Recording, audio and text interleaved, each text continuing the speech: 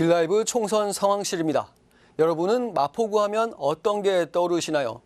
홍대 거리의 번화함, 대규모 아파트 단지, 공덕동과 상암동을 위시한 업무 빌딩.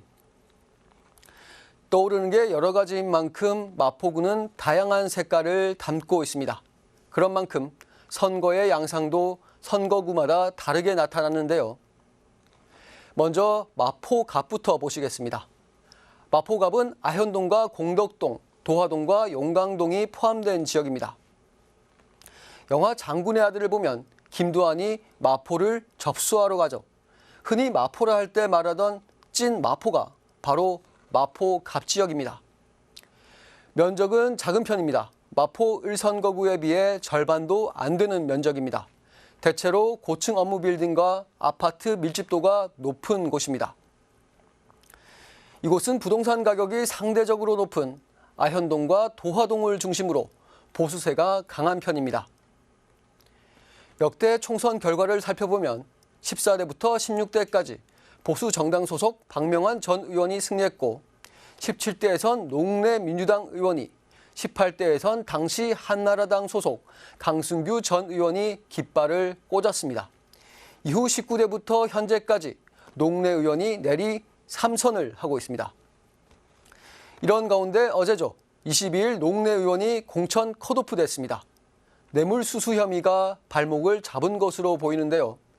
민주당에선 마포 갑 지역을 전략 선거구로 지정하고 임무를 물색 중인 것으로 알려졌습니다. 국민의힘에선 조정훈 의원과 신지호 전 의원이 경선을 치를 예정입니다. 결과는 다음 달 초에 나올 것으로 보입니다.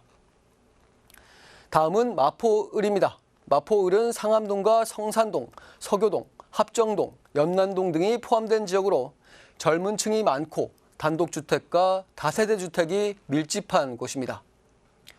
18대 강용석 전 의원을 제외하곤 17대 총선부터 민주당 계열 후보들이 모두 승리했습니다.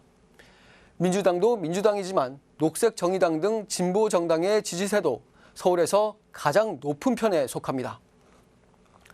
마포을의 가장 큰 이슈는 역시 상암동 신규 소각장 문제입니다.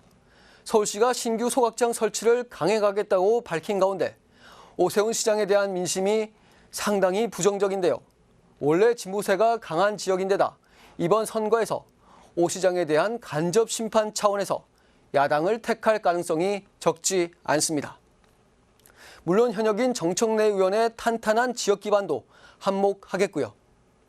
국민의힘에선 김무성 전 새누리당 대표의 출마설이 솔솔 나오고 있는데요. 만약 성사된다면 제대로 빅매치가 될 것 같습니다. 또 어제 국민의힘에 입당한 함은경 민주화운동 동지회회 회장을 마포을에 출마시키는 것을 검토 중인 것으로 알려졌습니다. 마포구 선거 판세는 후보 윤곽이 정해지는 대로 더 자세히 알려드리겠습니다.